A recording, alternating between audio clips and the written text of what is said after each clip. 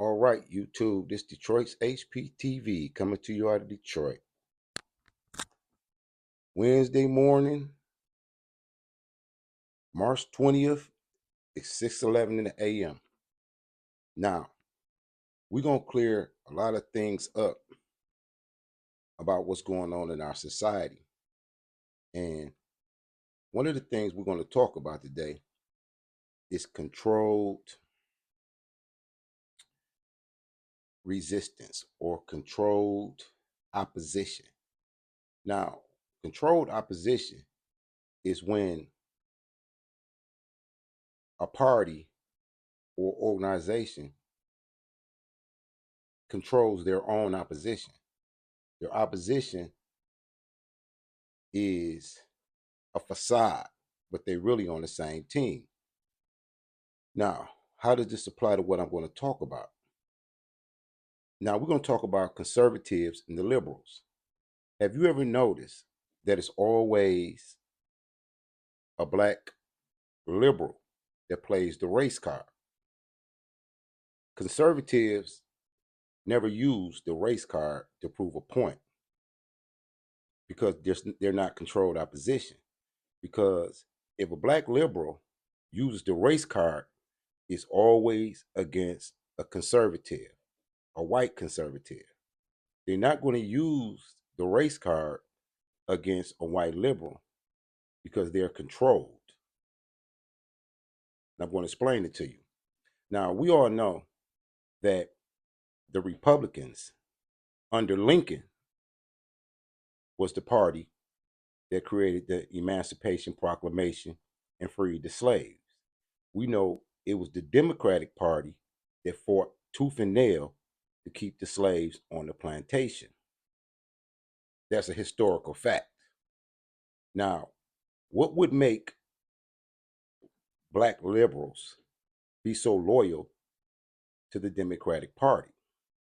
See, the Democratic Party has always used the Willie Lynch ideology of I will raise some of you above others, and you can work directly for me, and you'll have a place in my cabinet, in my administration, or whatever position they can elevate you above the rest of the black community. Now, you will see that black liberals will call black conservatives, oh, you're a Tom, or you selling out because you're conservative. But you look at them and say, but you down with the party that upheld slavery and fought tooth and nail to keep you in bondage. And that ideology is still there. You can look at when Joe Biden said they're going to put you back in chains or you ain't black. They still want to define those people who are up under them. Now, if you've been with this channel for a minute and I've told you a little bit about my life, you know, my father worked at Ford Motor Company, but my mother was a librarian my whole life. You know, my mother started working in libraries in 1966. She ended up getting a master's degree in library research and computer science. When I was a kid, whenever I got in trouble, my mama put me on punishment. She would make me read books. So I would be in my room and want to get out of my room. So I would always go ask her, Mom, what do this word mean? And she'd say, go look it up. Go back to your room, get that dictionary and look it up. So I learned to define the words that I seen. And it took me a long time. I was an adult before I finally realized that people could read things and not be able to comprehend. So in this country, you'll see only black liberals playing a race card. But then if you confront them with the facts of who the Democratic Party has always been, they act like they can't comprehend history or the words that they read in a history book, like Emancipation Proclamation or Reconstruction. Then they go tone deaf. So what we're seeing in this election, we're seeing a lot of elevated black liberals in a lot of major cities. And those cities are in total chaos because they will not do the things that it takes to elevate and improve the communities for their constituents because that's not the Democratic Party's agenda. Now, me as a man, if I was mayor of a city, I would go against my party and their policies if those policies went against my constituents. That would be a no-brainer to me. If I was a liberal and the Democratic Party was going against the general aspirations of the people that put me in office, then I would stand up to that party and break away from it and stick with my constituents. They don't have the guts to do that. So what they do is they attack and they slander and they create racial division. And why is it so important for the Democrats to make you think that it's Donald Trump that's dividing the country when it's actually them? If you look at their policies, all they offer the black community is abortion. They will tell you that there's all these jobs and unemployment is low. Do you know why unemployment seems low based on their statistics? It's because their administration cut people in the hundreds of thousands off unemployment. So those people still don't have jobs or still barely surviving, but they're not showing on the records of receiving unemployment. Another politrick. So as we go forward, proceeding to this election, we know it's going to be dirty tricks and we know they're going to play the race card. They play the race card because black conservatives will not play the race card because we know you cannot work alongside people when you're constantly condemning them and using the race card as a tool to bully your way through policies. Have you ever noticed no matter what a Democrat does, if they're black and they get held accountable and they're a politician, they say it's the race card. It has nothing to do with their crime. They just say it's a race card because they have structured this country to the point to where racism is a tool that they use to manipulate the emotions of the people. Oh, he racist, or he or she's racist, because they're trying to hold me accountable. But a black conservative won't do that. Because as a conservative, they know they have to work with other conservatives to get things done. Have you noticed that when the Democratic Party can't do anything for their constituents, they say, it's the Republicans, it's the conservatives. We can't get anything through. They're blocking everything. Well, if you're that weak as a politician and as a lawmaker that you can't help us, then why are we voting for you? And we're going to ponder on that. Why would I vote for you if you can't get anything done? Then they want to talk about, well, what about the reparations movement?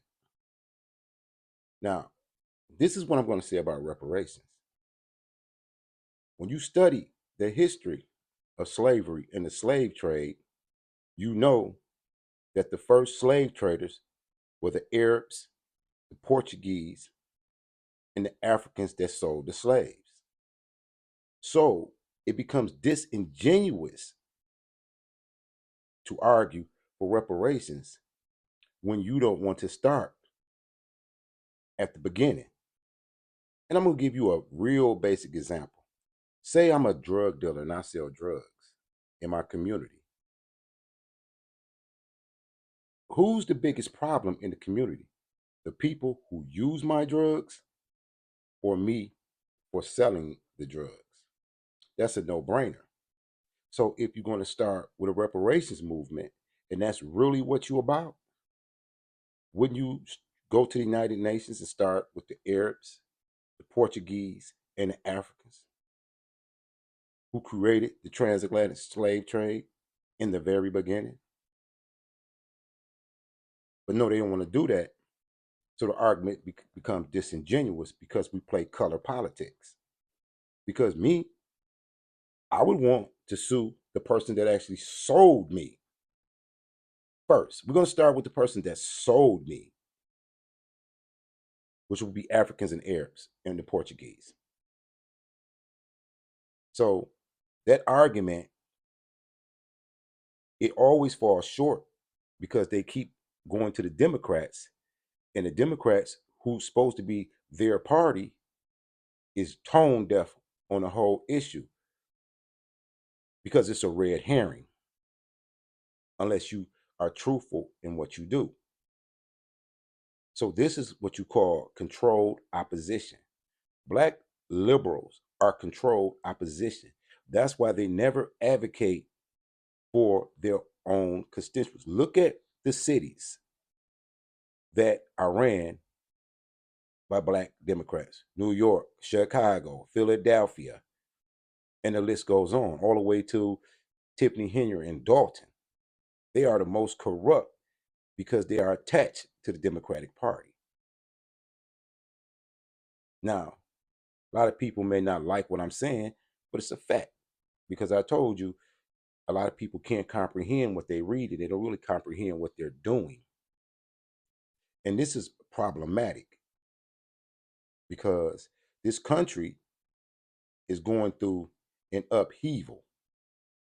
We have all these immigrants flooding the Black community and flooding this country while the citizens and even the veterans of this country are homeless.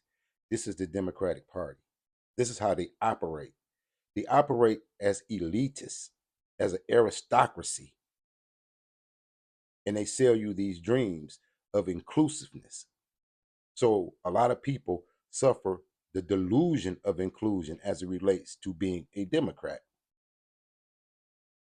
So at the end of this, if you stick with me, and I know most of my subscribers that's in the community that reach out to me, y'all will be here to the end.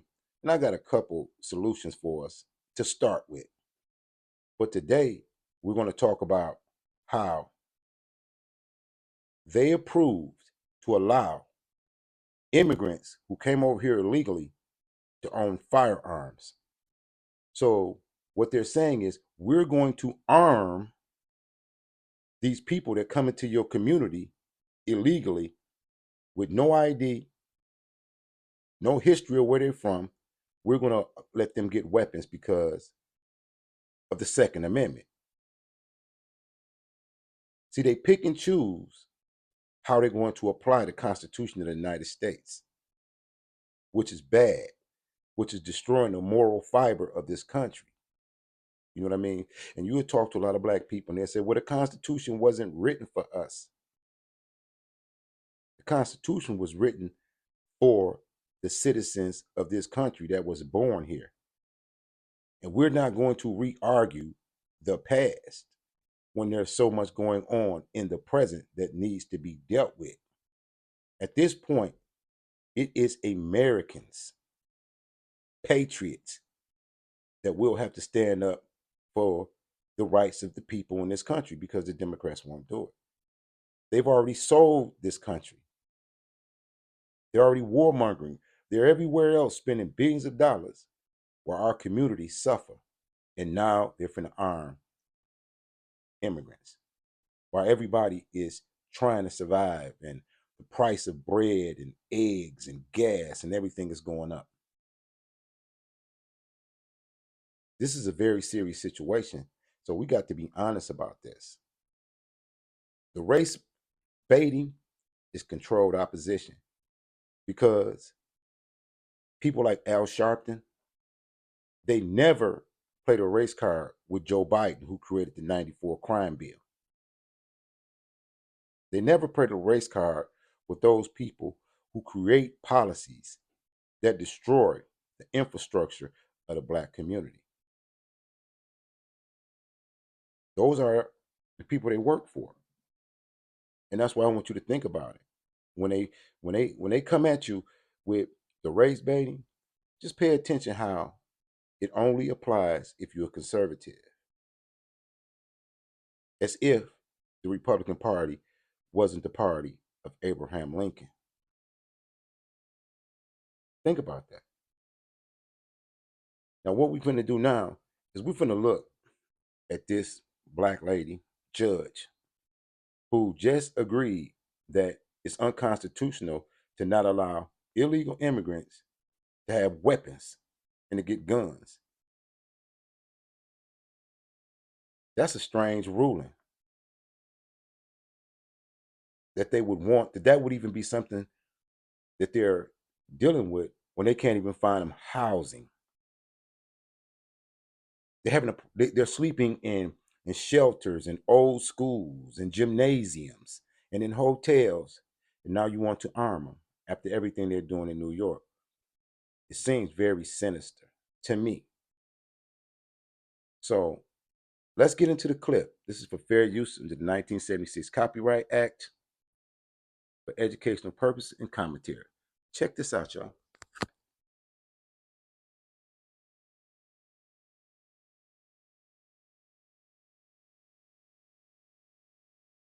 Just ruled illegal immigrants have the right to keep and bear arms. So rather than the circle with the line through it, we need like a thumbs up emoji there.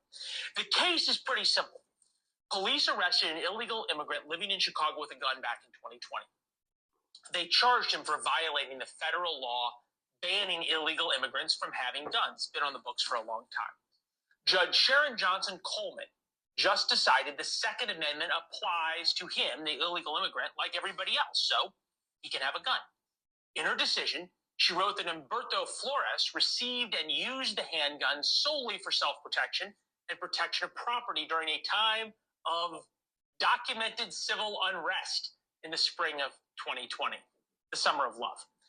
Court documents show Flores fired the gun at moving cars during the BLM riots in Chicago. He argues police officers warned him about looters who were approaching his neighborhood. Now, this is an illegal immigrant with a firearm shooting into a crowd of the Beat Black Lives Matter movement protests. Is there something wrong with this picture? What made this immigrant want to fire his weapon at a protest of Black Lives Matter? And they say he has a right to do it. Think about that. Let's finish some more.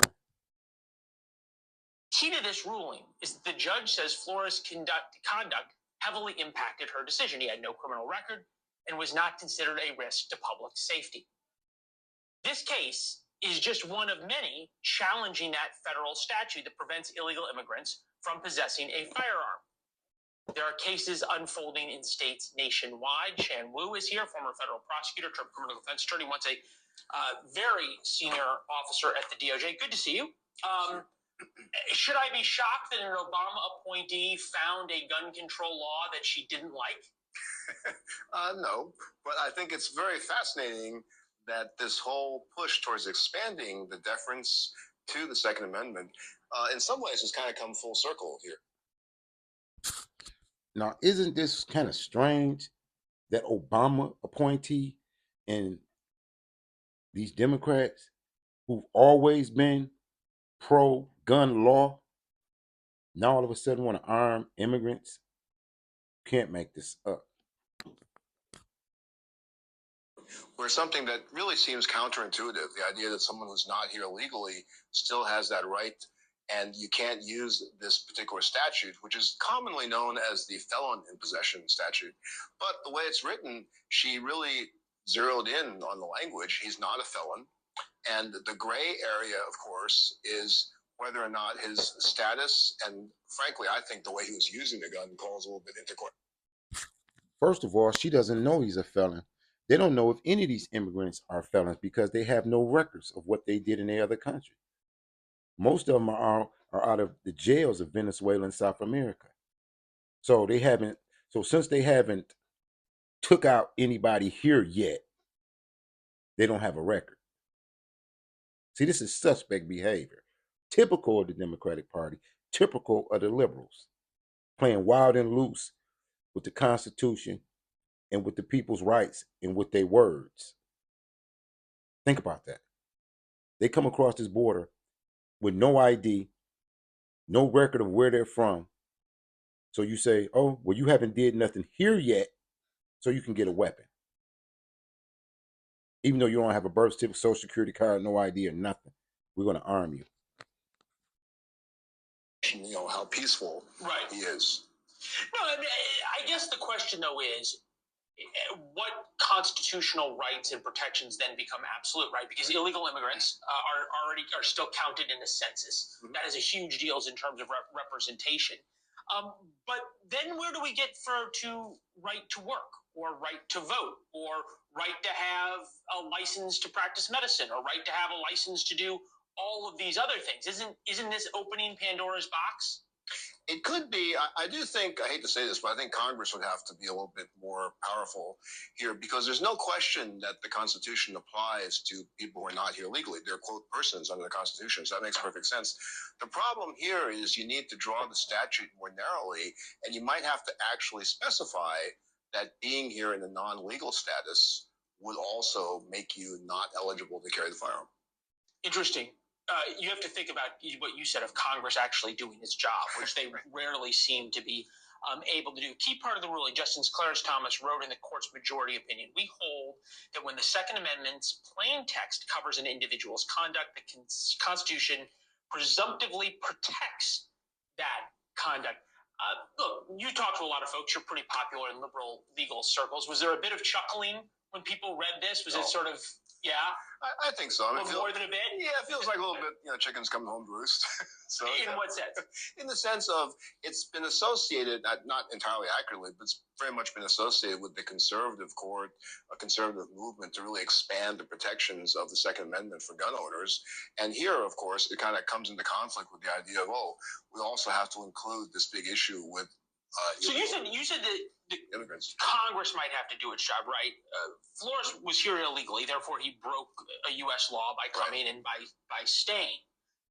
So this is that the Second Amendment applies without Congress amending the law. So Congress could pass a law tomorrow that says illegal immigrants cannot have weapons, period. Right. And that would fix this situation. I think so, yeah. I mean, I would agree. You have me in funny positions. I'm agreeing with Clarence Thomas, too. But I think he's exactly right. It's 2024. Things happen, don't they? It's this presumption. The Constitution creates that presumption that whether you're legal here or not, you have that right as a person here. But if the specific law says you're not allowed to possess it because of your status or a crime you've committed, then that would fix the presumption. All right. Andrew Roberts, I thought rightly pointed out, he's one of our star producers, that you've got a lot of these cases in different courts, so it probably ends up at the Supreme Court at one point or another. But oftentimes these district judge rulings and everything else play into other cases. And if you, as the left is sort of chuckling and saying, hey, this serves Second Amendment activists right, they're also saying, look, that these kinds of rulings then play into driver's licenses and whether the driver's license of a California resident who's an illegal alien is valid in Texas. How does that play out now? That is really the tension with the federalism system. You obviously have situations in many areas of the law where the states have like this patchwork of differing kinds of decisions. And the Supreme Court, I think, it's hard to tell when they're willing to nationalize something. They're clearly willing to do it in the election context here. But for something like this, I think they're going to keep punting to Congress, which, as you're kind of suggesting, means that nothing may happen. Thanks for watching. Go to joinnn.com to find news. So these things here are what the liberals are doing.